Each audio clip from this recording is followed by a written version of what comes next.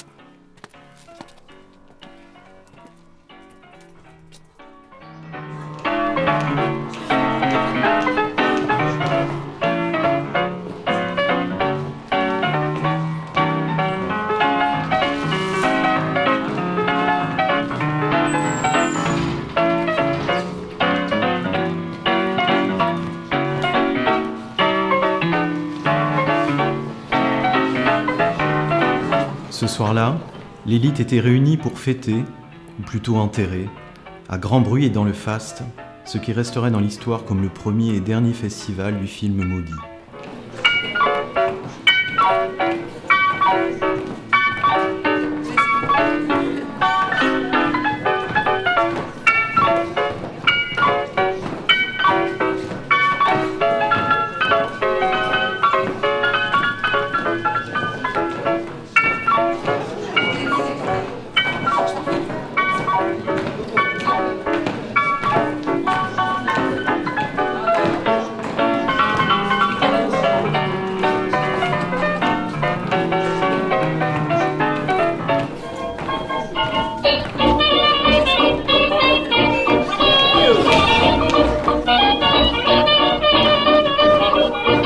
Il y avait là des intellectuels, des parvenus, des mondains et des gloires déchues, des piques-assiettes et des financiers douteux.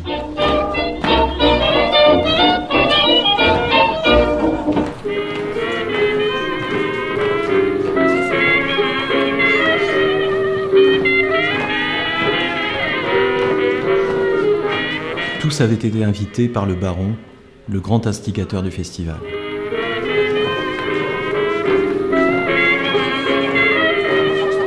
Cet événement, c'était sa création, son œuvre, au point qu'il avait vécu l'annonce de sa disparition comme un coup de poignard dans le cœur.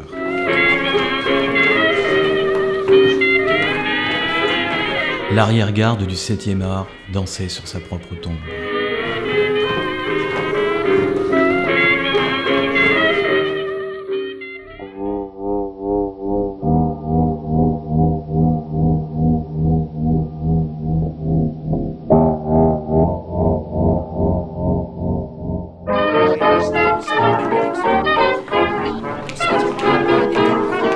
Un mot court sur toutes les lèvres, malédiction.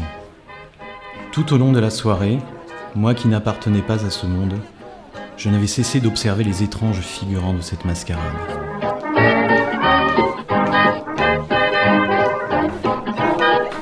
Il y avait là cette femme à la beauté redoutable, Gabriela Drosera, la Drosera, une actrice sur le déclin. Elle avait passé une bonne partie de la soirée dans les bras du colonel de Rambard, un ancien ami du baron. L'homme avait été de tous les combats, mais n'était plus, malheureusement, que l'ombre de lui-même.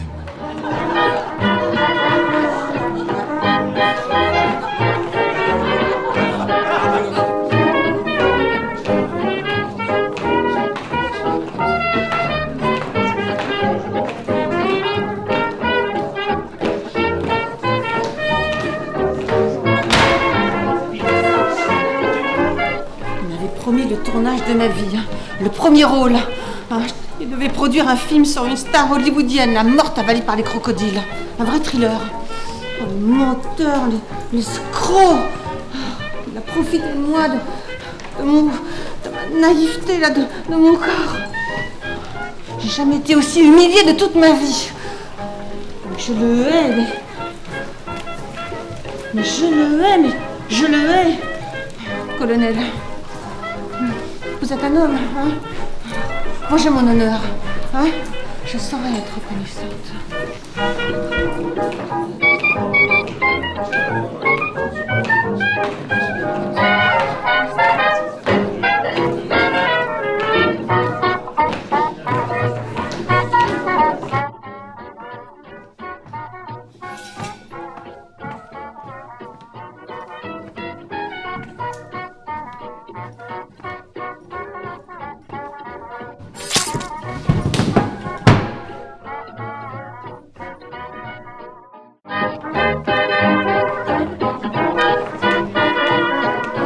Carter, dit l'Ouragan, un boxeur de seconde catégorie en fin de carrière, était l'invité spécial du baron. D'après ce qui se disait, monsieur le baron, un homme toujours vert, n'était pas insensible au charme viril de Carter. Et cela n'était pas du goût de tout le monde. À ce qui se murmurait, Gaëtan, mi-gigolo, mi-danseur mondain, fut, pendant un temps, un ami très intime de monsieur le baron.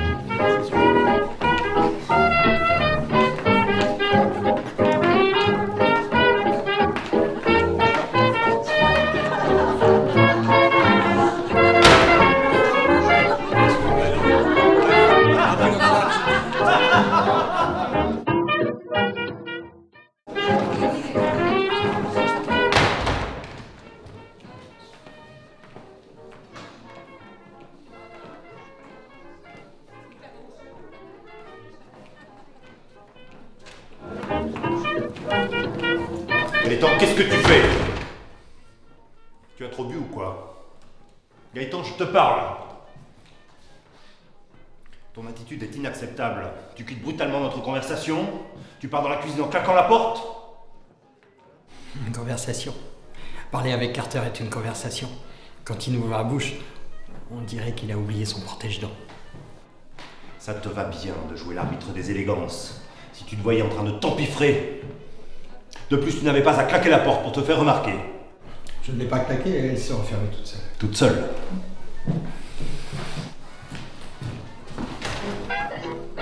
Toute seule, elle en est bien incapable. Évidemment, si tu la bloques avec le pied. Je ne la bloque pas, elle reste simplement ouverte si tu ne la claques pas. Tu vois bien qu'elle claque toute seule. Tu te moques de moi. Tu l'as envoyé comme un malade. Mais c'est plutôt Carter qui est malade. Tu ne le trouves pas dérangé, lui, pour de bon, avec tous les coups qu'il a pris sur la tête? Je ne te permets pas de parler de Carter de cette manière. Lui au moins ne claquerait pas la porte comme tu l'as fait. Je ne l'ai pas claqué, je l'ai refermé virilement. Virilement. Tu connais encore ce mot? Tu n'étais pas toujours plein de ma virilité, que je sache.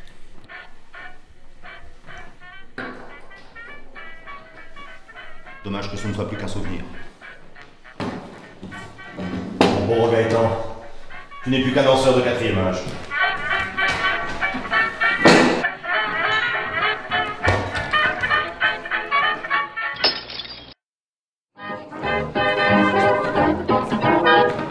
Comme le champagne, la haine, la vengeance et l'exaltation coulaient à flot cette nuit-là.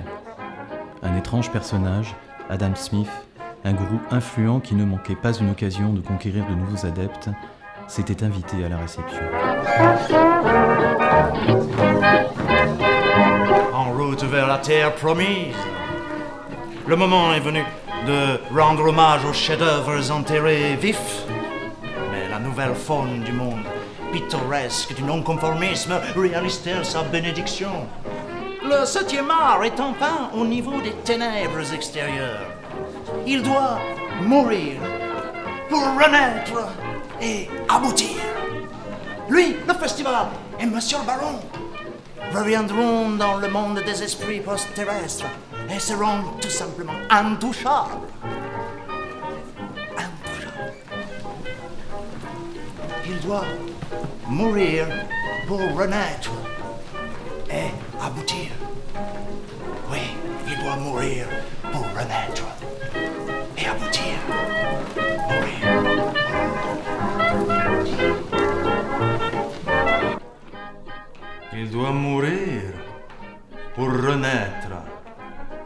et aboutir.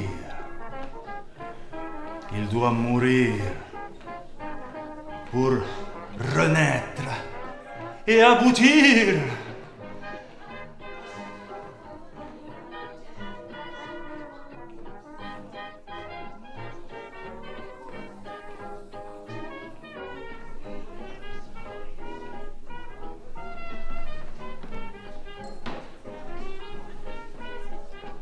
Pour vous, monsieur le baron, pour renaître et aboutir.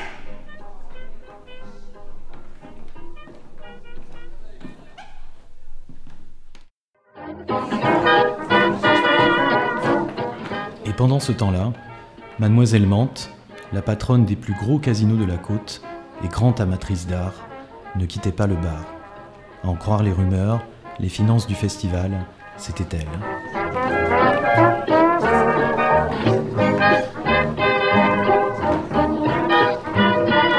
Mademoiselle Mante, bonsoir. Un martini olive, je présume? Non, du champagne. Le martini, c'est pour les petites bourgeoises ringardes. Je n'aurais jamais pensé avoir l'honneur de votre présence. Vous qui détestez tant ce milieu, qui aimez rester dans l'ombre, je dois vous avouer que je suis surpris. Je ne suis pas là pour mon plaisir. Croyez bien que je me serais passée de cette mascarade. Mais nous avons un problème à résoudre. Certes, mais comprenez que je n'ai plus aucun pouvoir désormais. Je n'ai plus rien. Je le sais parfaitement. Je ne compte plus récupérer mon investissement dans votre festival. Néanmoins, j'ai une solution pour vous acquitter d'une partie de votre dette. Allons dans votre chambre. Et dans quelques minutes, votre dette n'existera plus. Excusez-moi.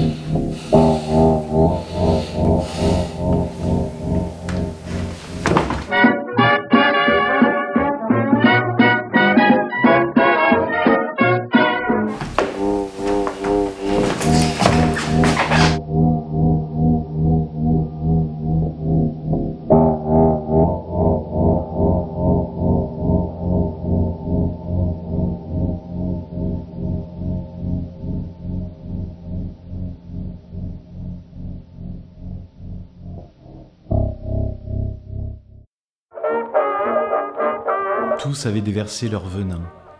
Mais qui donnerait le coup de grâce ?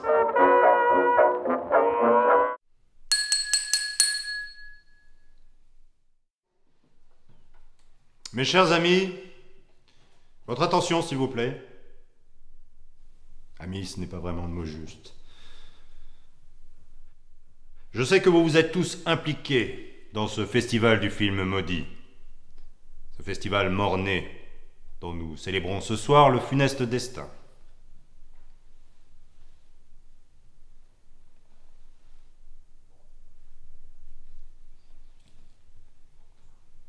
Mon cœur saigne aujourd'hui, car je sais que vous avez tous œuvré pour le naufrage de ce festival, de mon festival. Votre incompétence, votre suffisance, votre ignorance, vous l'avez tué. Vous m'avez tué. Le partage étant ma passion, je vous invite à y réfléchir, le temps que le poison fasse son effet. Vous êtes tous coupables.